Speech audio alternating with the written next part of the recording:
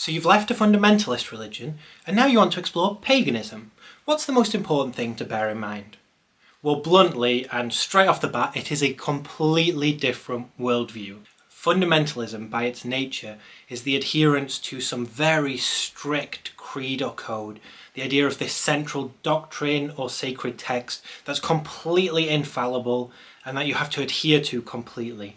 It's pretty much the quest for finding the fundamental truth as revealed by this central doctrine and usually interpreted for you according to whatever denomination you belong to. So you don't really have to ask questions, you don't have to think too much. Your job within fundamentalism is just to do as you've been told and to follow the doctrine as it's been handed to you. Paganism is completely different. According to Professor Graham Harvey in this wonderful book, we can see paganism less like a single tree as we might imagine other religions, where as it grows maybe different denominations branch off and we get different traditions evolving from that central trunk.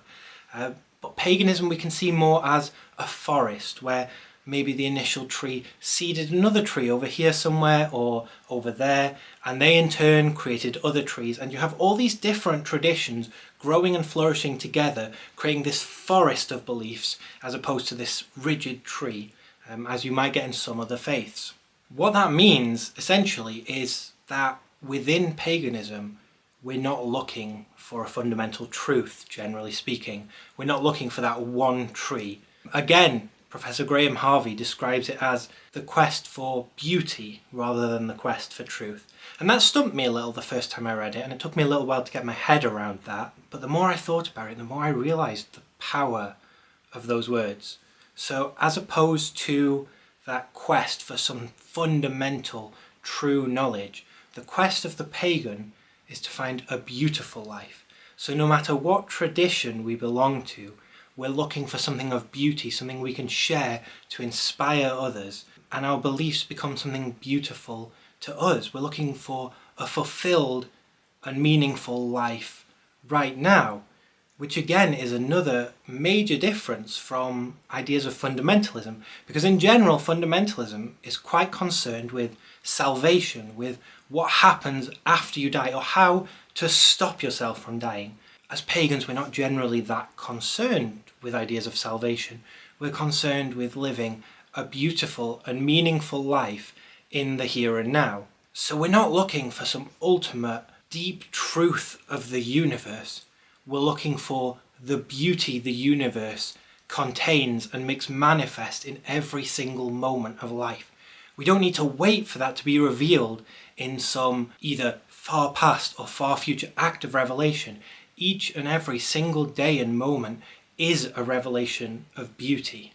So we pursue our beliefs in order to find that beauty each and every single day. It strips away ideas of shame, strips away ideas of intolerance, because every tradition within this forest becomes something valid, something beautiful, and has something to contribute. But none of those traditions insist they are the one fundamental truth. They all have something to share, and that itself is something so beautiful to me. And so each and every person walking the pagan path contributes something to that beauty.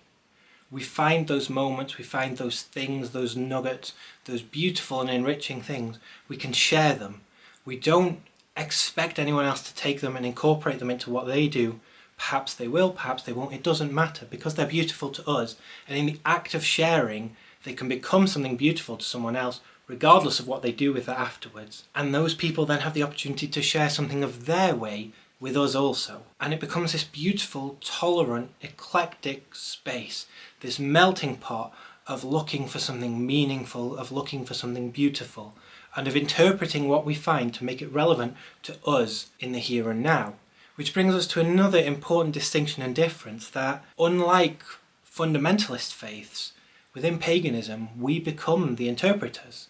We're not looking to someone else to interpret some core doctrine for us. In fact, as mentioned, we don't really have a core doctrine. We're each treading our own path. But everything we find and everything we incorporate into our practice, we must interpret for ourselves. So while we might have some source texts for our belief, depending on who you ask, they'll have different source texts and different seeds for the tree of their tradition. Even if two individuals were to approach the same source texts, they might interpret them differently. They might find different points of beauty within those that they then draw out, and that enriches what it is that they do. So you get this beautiful melting pot where we can't insist on our way of doing things as correct for anyone else, but we can absolutely and categorically say that our way of doing things is correct for us and gives us a beautiful and meaningful life in the here and now. But that's just my perspective, and again, other people might disagree with me, other pagans might have different ideas, but I thought I'd share what I take as one of those major differences. Because I myself was a fundamentalist preacher, I'm now a loud and proud, out card-carrying pagan, witch, druid, whatever, and to me this is one of those things that really sets those two ways of being apart, to the point of being totally contrasting worldviews. And it's why I am very proud to call myself a pagan, and why I will always happily be a pagan.